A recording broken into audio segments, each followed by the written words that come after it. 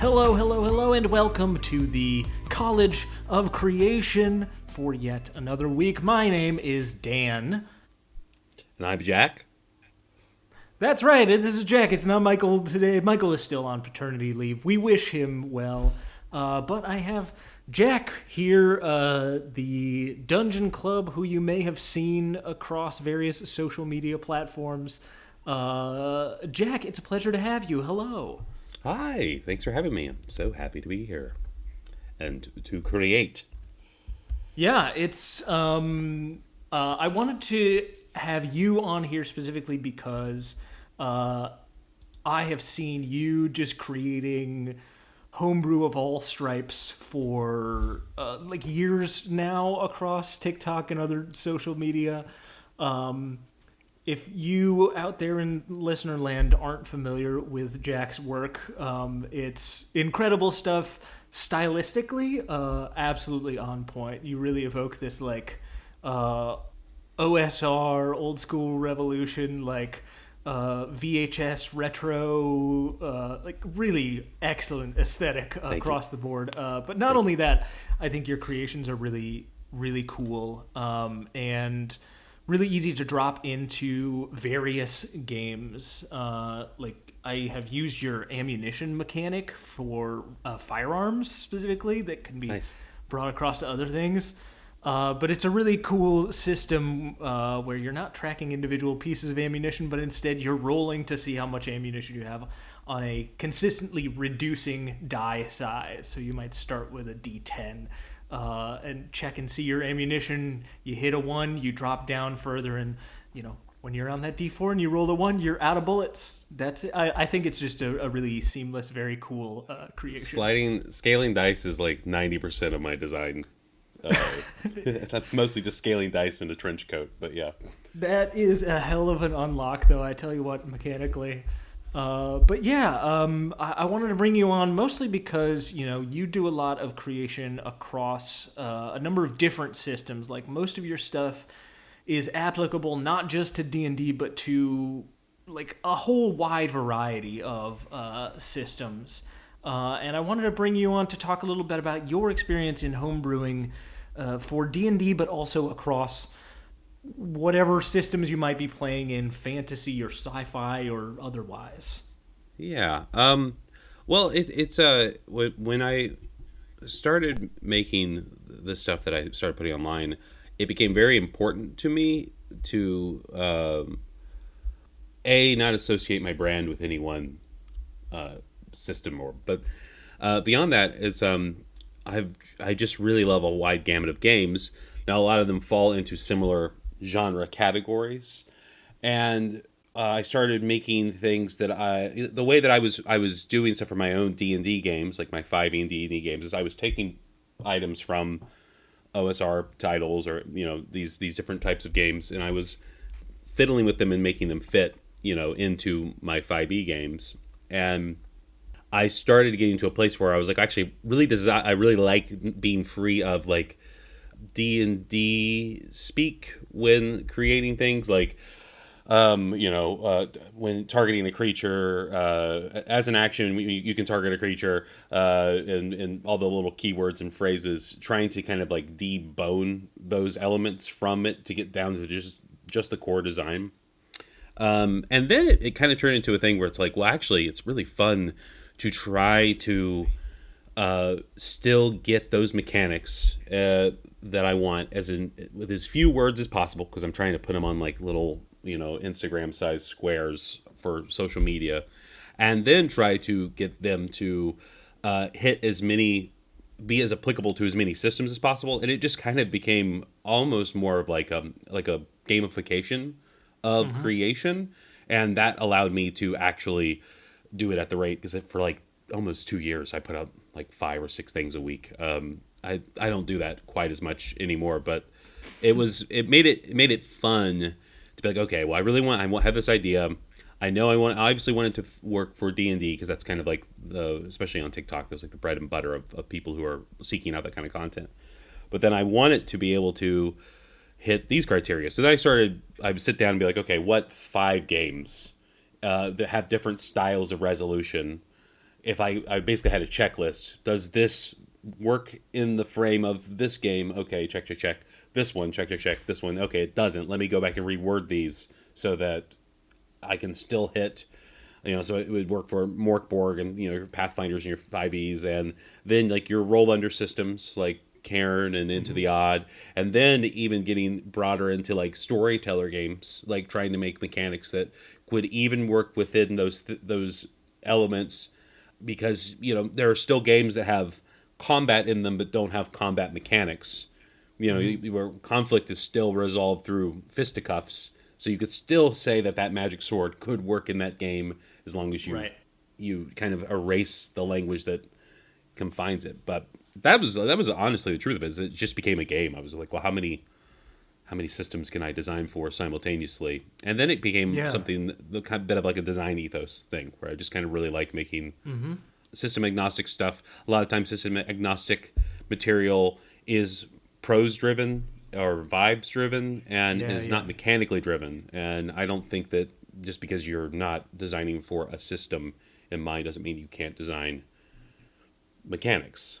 Yeah, definitely. I mean, that is so huge, and I love that you mentioned the kind of gamification of it. I think Michael and I, just in the process of this show, have found a lot of that same thing of just in order to keep making things that feel interesting and feel different, and hit the level of output that we have been, you really do have to, like, make some part of it, almost a game, or like just add a challenge. Michael often talks about how, when he approaches a creation for the show, he will give himself kind of a rule that he needs to stick with. So whether it's like avoiding a specific path that feels like the most obvious path, or, leaning it in one specific direction, like following that rule becomes kind of the game, and then through that, like you say, turns into the method, turns into the way that you approach everything, because that's what actually inspires better creations across the board. So that's very, very cool to mention. This week here, we have rolled for a prompt just like we would on the normal show, and both of us have created things, but I loved this week because we were both making something system agnostic, which I've never made for the show before, and honestly haven't made very often in general. I tend to homebrew things for D&D because it is my most familiar system. It's the game that I play the most frequently, so it's much more possible for me to actually playtest some of this stuff and throw it in there. But it was a great experience for me to think about homebrewing for, in more of a system agnostic approach. And I found that part really interesting and challenging, like how to make it check those boxes, like you mentioned, like make it feel like it will be able to sit into most systems and not rely on the syntax of any one game, right? Not relying on the ideas of action or spell slots or whatever else, because not everything has spells even. So that was a challenge. Most of my thoughts were drifting toward, like, how would I make this work in D&D? And I had to keep reining myself back and trying to make it broader and broader. But it was a really fun exercise, I think. Well, good. I whatever your core game system is, because I mean, regardless of how many games you play, people tend to have like, oh, this is my daily driver. This is the thing I'm playing the most right now, at least, or maybe the most I've played. But that like design language, it kind of gets into your brain. So even when you're not engaging with the syntax, you can still know. Like you can still feel in the back of your head when those things, when the latches click and when the knobs turn correctly. And it's kind of freeing a little bit to be like, well, I don't have to. It's crazy how much less text you can use to describe a lot of the stuff that's in like the core D&D books once you start peeling away all of the Wizards of the Coastification of language that happens in there. That they do like to fill up paragraphs with clarification text. And I do understand that Right. that is a result of like play styles and like and people's actually interfacing with the game. They feel the need, but once you as a like a designer and like homebrewing things Right. is just design. It's just game design. Once you start doing that game design, you can kind of free yourself from that, and then you can always fit things back in. That was kind of the thing for me always was like, well, let's see if I can take it out here, and then if I wanted to make it like 5e specific so it was easier to digest, then you just know, okay, well, I add this phrase here, and this phrase here, and then voila, it fits the codex, you know. It's a totally different ball game just because you are you have to sort back through and see what even is homebrewable, right? What even are the moving pieces that I can add mechanics to? And I think you do a really good job of finding those gaps and finding those places. And many of your creations end up being also like drop-in adventures and things like that are like super simple. I think that's the other thing that I really appreciate about what you do is the level of simplicity that is there, but still it can be so evocative because I think so many of us as designers and game players like often just need like a good starting point with a decent framework, and we know that the magic happens at the table, so you don't need this like super long written out. Most people want to do it themselves. I mean, most people do want to do it themselves. When I'm looking for stuff to supplement a game, I very rarely do I grab something and use it whole cloth because it's going to have to be adapted anyways. And then beyond that, where's my secret sauce? I'm also part of this process. Me the game runner. So it's funny what I learned over the decade of running 5e. The thing I liked most about 5e is that it requires the GM to become a game designer. And I actually realized I just like game designing more than I like the game itself. So I have a lot of like love for the way that it pushed me on my journey. But and then beyond that, just figuring out what are the universal languages that games use. Even games that don't use terms like, you take your action, and then you get your trad games, you get your actions, quick actions, slow actions, full round actions, and then you get your, you go all the way to PBTA games, and they don't have actions, they have moves, but a move's just an action. So, once you figure out, get away from the semantics, and you figure out what are the universal things that happen in most games, and then you try to design towards those elements, and then you just create new ones that kind of hang your hat on around it. It's super fun. I think it's a fun experiment, even if you only play one system, to try to figure out a way to broaden your designs. It's like, how do you keep things short, consumable, actionable, and easy enough to understand, regardless of what your pedigree is? Yeah, definitely. I love that. I think it's great, and I fully support it. On that note, shall we get into the things that we created for this week? Yes, so we have both come to the table today with system agnostic creations. We got this prompt from Ollie Bear. Thank you, Ollie Bear, for the prompt for a cursed potion that gives your character magic boons, but slowly takes over your mind. I felt like this was a solid like system agnostic thing. It's not super reliant on anything like classes or spells or specific things that are really hyper D&D focused.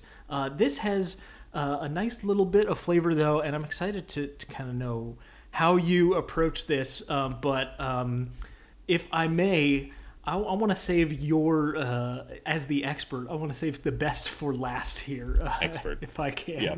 Oh yeah, for sure.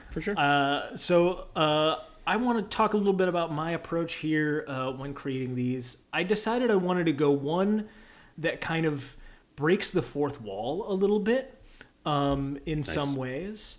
And brings the game moment outside of the game. There are some like small games and like one-pager games that I like that do a lot of that, because the rules and the mechanics are much thinner. there's a lot more that needs to happen above the table and above the rules as you're adjudicating what is allowed to happen here and there. Yep. But that can be a really fun part of the game. And then my other option is a little bit more mechanical, but is heavily role-play focused. Both of them are both really narrative and really role-play focused here. So I sent this over to you, and you can open it up if you're also wanting to see what we both make and you're listening here. You can go on over to the Patreon. That's patreon.com/College of Creation Pod. And you can see all of these things for the low price of free, and see all the PDF versions of everything we made. Take them, use them in your games. But I've created 2 potion options here. Oh, wow. The first one being called Paranoia. Now, this is the 4th wall breaker. So as you drink this strange concoction, you gain a moment of clarity, seeing through the fabric of the world, but the abyss is filled with shadows that twist your mind. This is a very simple, like, top-level thing that could be put into any game, but is really mechanically, like, loose and pretty simple here. You just ask your GM a single question to which they must give a truthful answer. This is very similar to just a Lasers and Feelings. You roll your number in that game, and you can ask a single question.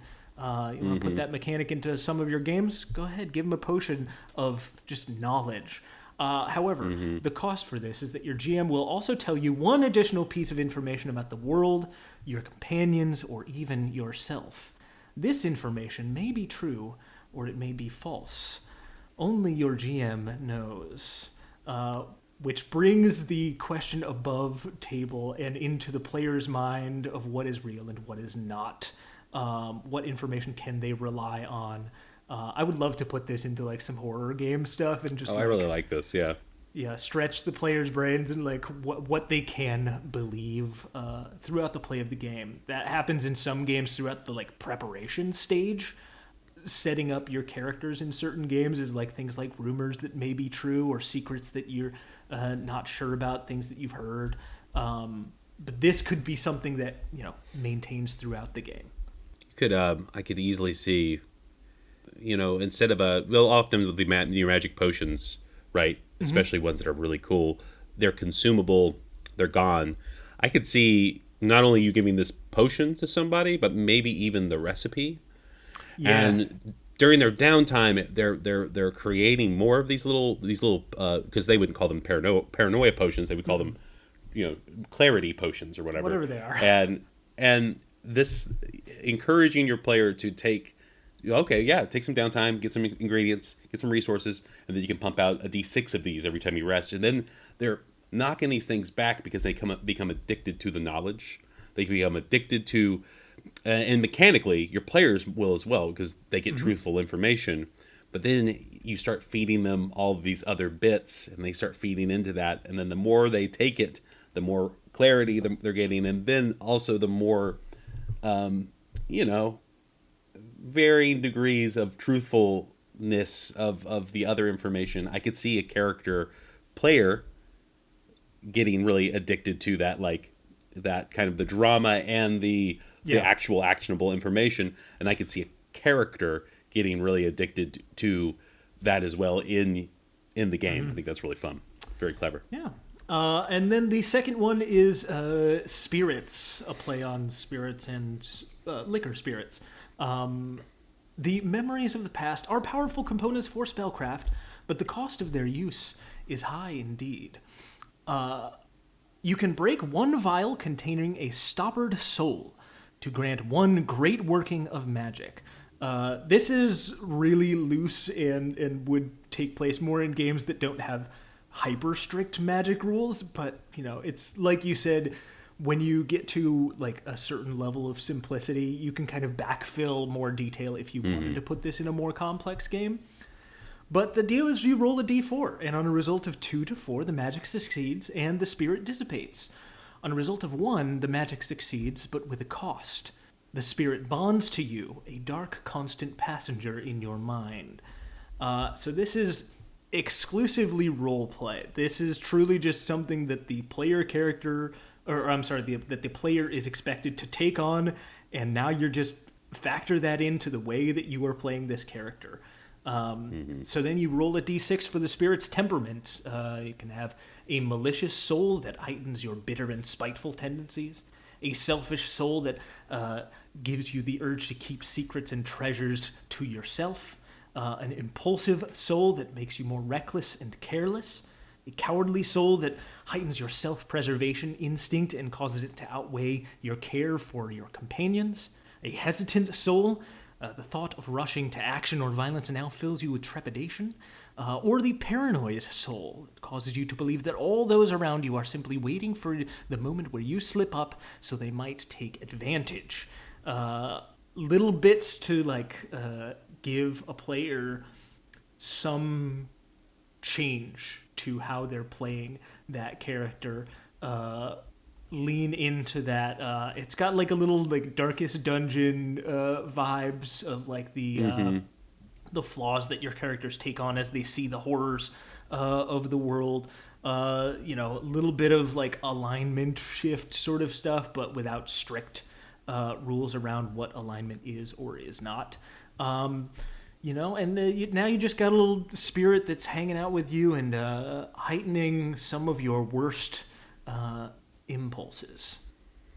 It's very, very good, especially for the players who are in the vein of it. I don't mean the problem players who are like, it's what my character would do, but the people who are like actively seeking reasons to do things with their character that they themselves may not be interested. Some players some people like to play analogs of themselves. Some people want to play characters that push them out of the realm.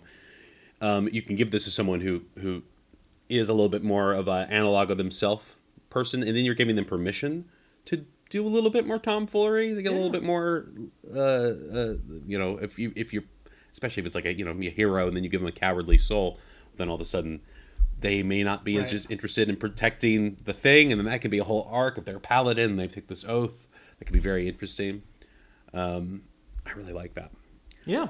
And as far as the system agnosticness of the magic goes, I do this thing all the time, especially in my 5e games, where I delineate that the magic that the players have, the Vancian magic, spell slots and all that, is the magic of the gods, it's the magic of the fabric of the world.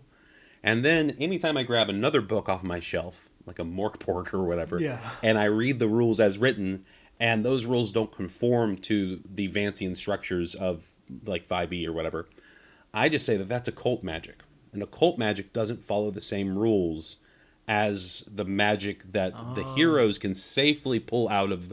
The heroes use magic that is balanced with the world. Right. That is, like, quite literally, because it's balanced with the mechanical game text. So I'll have, and sometimes I give them items that don't fit into those things. Instead of it being a disjoint, like purposely disjointed. Yeah. So when they're getting their magic from the soul inside the spirit, it can be big and it can be weird and it can be game breaking because it's momentary. They take the potion once, and then you have a fun moment of like, oh, this really threw a monkey wrench in how our game was going. Beat the bad guy in a handful of moments because of that. But now you've got this stinker living in the back of your head who will give you all this more like interesting tension and drama down the road. That's a really cool idea. I like that a lot because you're right. Like that magic that they can cast and things like that is, it's channeled through practiced means.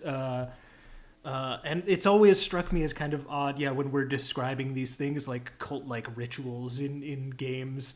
They don't follow the these people could just like summon a demon as an action or whatever, but like that's not what's happening here. They're like, spilling blood and like have to have a summoning circle, and it's just like sure. And they have all these other criteria. I love that idea that it's because they're doing it through some means that is different and like less balanced, less channeled, and potentially harmful to your game world. I mean, the whole idea that I've always loved the idea of kind of messing with the meta and finding diegetic reasons for because what are TTRPGs if not just justification conversations where we're all just like having a conversation and then we're trying to justify it and we can't justify it, then we turn to the rules to help us resolve the justification, so that we're not just playing pretend. Not that there's anything wrong with playing pretend, but so there's a little bit of structure to it. But yeah, I love that. I think that's a great little tip, piece of advice. That's a great explanation I had not even considered, but I think it fits perfectly with this here, especially kind of the dark, ghosty, soul trapped aspect of it. Very cool, very cool. Lots of other ideas, though. I think this was a really cool experiment just to like try and simplify and try and break it down to like what are the interesting ideas and how do I make those happen without relying on specific mechanics, but instead like push towards how you could resolve these kind of separate from any specific source. So it's very, very cool experiment to do for sure. But I'd love to know, what do you have going on? What are you working with? Okay, so I didn't make two. I didn't realize that. No, that's okay. That's okay. I just coming with your extra credit, showing me up on your own podcast. No, I decided I was going to go real simple. Now the graphic I put out, I'll probably have a few more mechanical bits, just to help guide the player. But the concept is really simple. We were talking about curses, potions that curse your mind, and essentially play with the idea of taking away player agency. Now, yours walked right around those problems, and without even really having to address it, because you're just giving players more options. You're giving them, you gave them extra information that they can or cannot act on based on whether they think it's actionable or not. You gave them new personality traits, which are a fun way to be like, your character hasn't changed in the sense they're not going to kill anybody that they were friends with, but now they may not trust people that they were friends with, and that's interesting. But when we're talking about mind control in games, that's a big content warning for a lot of people. A lot of people don't like that, and I'm very interested in like trying to figure out ways to make possession and mind control and those things be more fun. In a mothership module I'm writing currently, but there's a whole possession element to it where I wanted to make sure that I could give people the tools to emulate that genre and it not feel icky. It can still be fun and not take away player agency, because man, there's nothing less fun than the DM just casts dominate person on the barbarian, and now that person's they're rolling dice, but are they playing for the next 40 minutes? I mean, that is the big thing. These are games, and especially in a trad game like D&D, where it might take 30 minutes to get to my turn. It might be dramatically interesting that the barbarian is now a baddie till the end of the fight or whatever, but is that fun for the person? So, my creation is called The Tincture of If and Then. The idea behind it is that instead of it being something that is kind of maybe secretly cursed, this is something that you would take, understanding that it imparts great power, but only if you follow the way it compels you. So, and this is in my head, this is potentially an item that's handed to a player by the BBEG. This is maybe from their past. Maybe they found it in their domain, but there's great knowledge in here. When you drink the potion, each session, the DM will give you 1 or 2 or 3 ifs. If you do this, then you'll be granted this. So now this is me kind of tricking the system agnostic thing, because it puts it all the GM to adapt it to their system. But if you're playing the session and you know that they're about to go to a banquet for the session, the GM will say, because this tincture basically forms like almost like a soul connection between the creator and the person. The GM's not the one imparting the ifs. It is the creator of the potion, the creator of this tincture. So if at the banquet you embarrass the king in front of the court, then you will get a +1 to your strength for the rest of the game. Like that kind of thing. So it's like, if you do this narrative thing, then this nice mechanical thing happens. And the downside caveat is that the moment you don't do the if, then everything resets and you lose all of it. Basically, the potion becomes flushed from your system. Oh. And you have to take another dose of it in order to build these things up. So the idea is that you are. It's very similar to the spirit. It's there is a nagging, gnawing presence that wants you to do things, and if you do things, you'll be granted great powers and rewards and riches and narrative mush. But mechanically, the GM's saying, okay, if you do this one's, maybe there'll be like 3 at a time. First one's lower. Okay, you'll get advantage for the rest anytime you make a persuasion check. The second one, it's a little bit harder. Third one's really hard. Once you do this, well then, like I said, you just get a stat increase. You just get a big old juicy, but basically turning the whole mind control shtick into a carrot situation. Yeah. And then if they don't like it, they don't have to do these things. And if they don't do those things, then at the end of the session, the potion flushes out of their system. And the Lich or whatever, realizing that they don't have a vassal, they don't have an inside person, and kind of relinquishing that power. That's really clever and a very cool way to go about it, because I think there's just such a tendency by DMs to establish punishments for non-compliance with things like mind control and stuff like that, instead of rewards for compliance, which I think is more fun from a player perspective, but also has, I think, a ton more narrative potential. Like rewards you say, are always more fun than punishment. But like also, it gives you as the player options for like what these are the things that I would like you to do. Have fun finding a way to make those things happen. And probably put in a clause where you have, in order to maintain the tincture in your bloodstream, you have to do at least one of them per session, something like that. And you get a almost like achievements in a video game. If you hit these weird things, you get these things, and you get a prize out of it. And I love that there is like a reset condition built into it, right? Like the non-compliance punishment is just cool. All that cool stuff that you got, you don't have it anymore. And all those it worth embarrassing it to things you did, they're for nothing. Right. Is it worth it for you to continue this on? And at a certain point, like the player is dealing with this sunk cost situation. I think that's a really fun way to deal with it, and would be really cool. And like you say, I mean, it's a nice little trick where it does put the actual mechanics into the hands of whatever system you're playing and whatever DM you have and what they're willing to put up for that. But the framework you could drop into anything, right? The framework is really easy to just say like, cool, there's a narrative thing and there are mechanics to this game because otherwise it wouldn't be a game. So there's something that I can give you that means something both above table and in the actual game itself.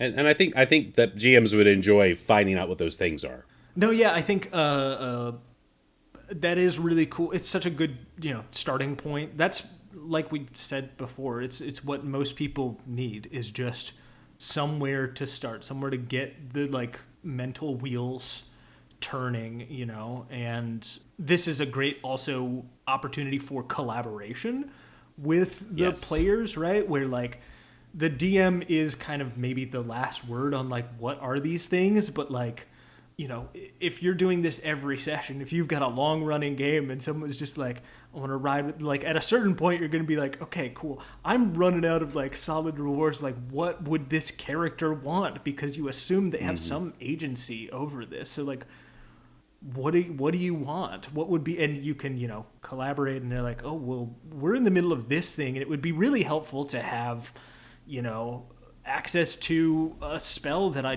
don't have and nobody I wouldn't get normal, has.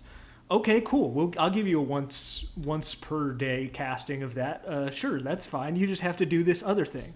It can be kind of a little bit of a Ooh, give and take partnership. you could even build in a long term. So if we go with the idea that let's frame it in a 5e scenario, right? This is you manage to the party at the very early in the campaign find themselves in one of Vecna's little hidey holes across the multiverse, right? Vecna is not there. He has been vanquished. He's not part of the campaign yet or whatever. But they find this vial of knowledge. That's what all the identify spells give you. And I tend to like, if a thing has a downside, to let the players know about that, so that we're buying into the whole thing together. Right. Maybe their characters, maybe the characters don't know right away, but let the players know, and can operate on two different levels at the same time.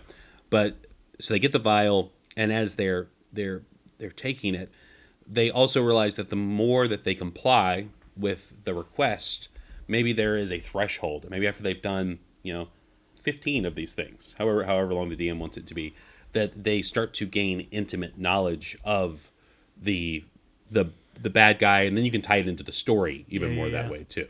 That would be so. Very cool. If I follow these and I do these uncomfortable things or these bad things after I hit this threshold, well, then I know where where the hand of Vecna is hidden. And then after I do 10 more, and then they escalate because Vecna wants you to do worse and worse things in order to possess the knowledge. And then by the end of it, you've done 100 of them, you're completely evil, and by the time you get the hand, the eye, and the book, you put them in your body, and you become Vecna. And then that's your whole BBEG arc, is that, the bard ended up...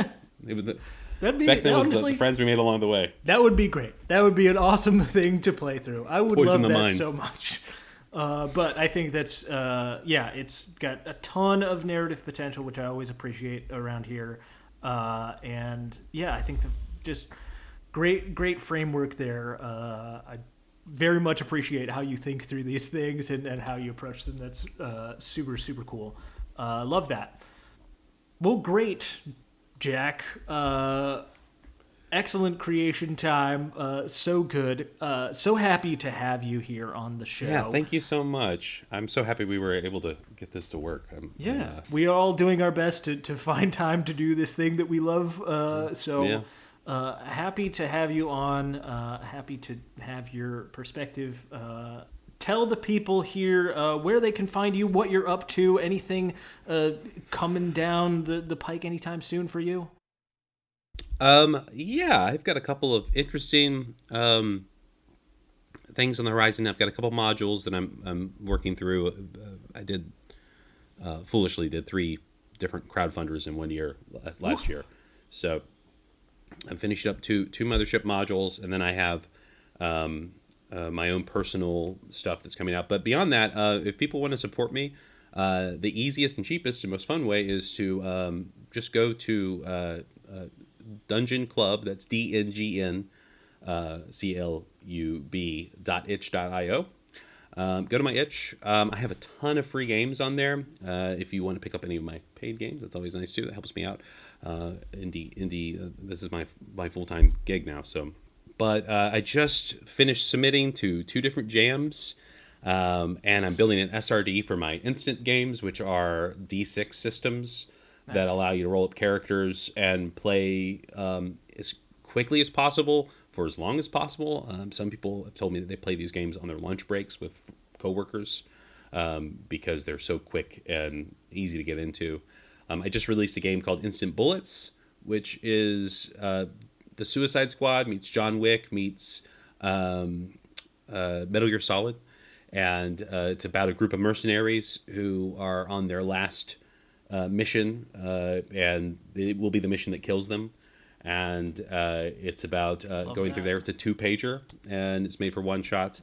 I just released for the Appendix N jam on itch, a 4-page OSR module, but it's system agnostic. You could run it with anything, called Jungle the Jade Jaguar. And it has a micro system on the back page, a 1d12 system called Sword, which I'm really proud of.